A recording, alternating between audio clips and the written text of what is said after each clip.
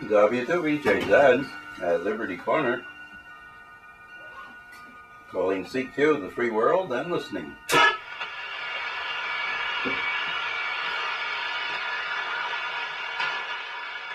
The U.S. Constitution ordains you and me and every American to be empire busters. In this letter this morning, they quoted Jefferson, kings, nobles, and priests to the scaffolds. Now in society, we have three branches. Kings, meaning government empire builders, political empire builders.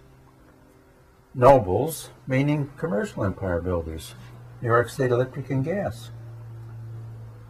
Priests, meaning the religious empire builders, Billy Schwaggart, Billy Graham, the Pope, the whole scene. What am I doing? You're making all of it come out. I'm tapping the spile in. There it is. We're supposed to put the book by there so all the Oh yeah, sure.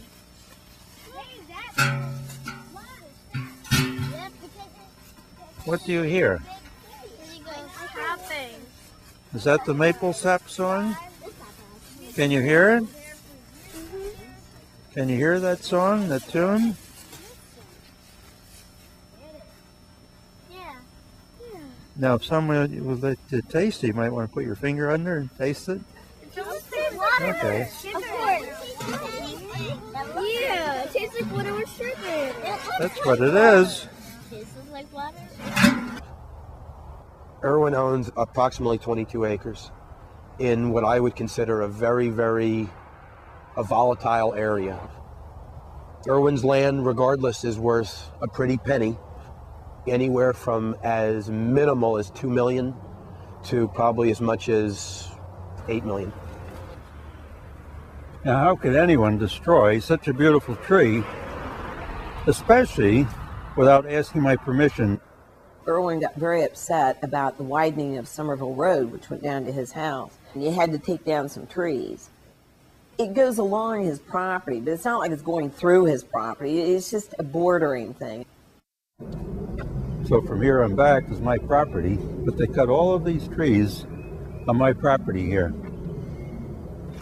I think as time went on and he knew that they were going to go ahead and do it, he started writing these letters, and he's always had a rhetorical flourish. In one letter he said, "If you take my property, I will be forced to do what my forefathers did at Concord Bridge."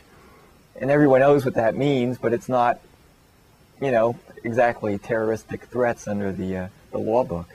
Told the police chief to get off his property. Told the township engineer to. Nobody knew what he would do. I got called over by our photographer, Debbie Weissman, and she said, "Oh, you got to come over here. They're finally coming here to put the sticks in, and Irwin's tossing them into the street." He said, "This is my land. They have no right to be here. I'm within my rights under the Constitution." And he just calmly walked over and started picking out the sticks and just tossing them into the road. And then they just quietly put the handcuffs on him, and he didn't resist, and they drove off with him. There was a time when the women that work up at town hall, our town clerk and our township administrator, were almost afraid of him. And I would always say, "Oh, I don't know why you would feel that way." Well, when you read in the news about people going in and shooting up a post office or a town hall or an office, when people are disgruntled, you read those things and then you start internalizing it. Could it happen here to me? That always has been the name of the game.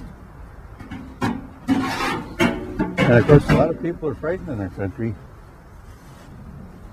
That's why so much insurance is sold. People are scared stiff. On the Statue of Liberty, there's a quote from Benjamin Franklin when he said,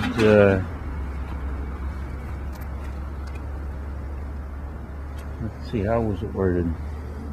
Those who would give up liberty for safety deserve neither liberty nor safety.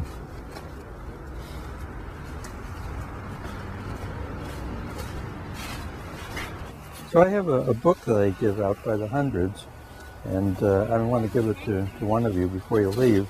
And there's a quote on the back cover from George Washington. It's about fires.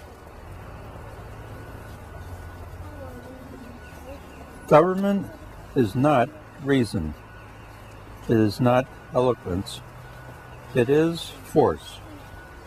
Like fire is a dangerous servant and a fearful master.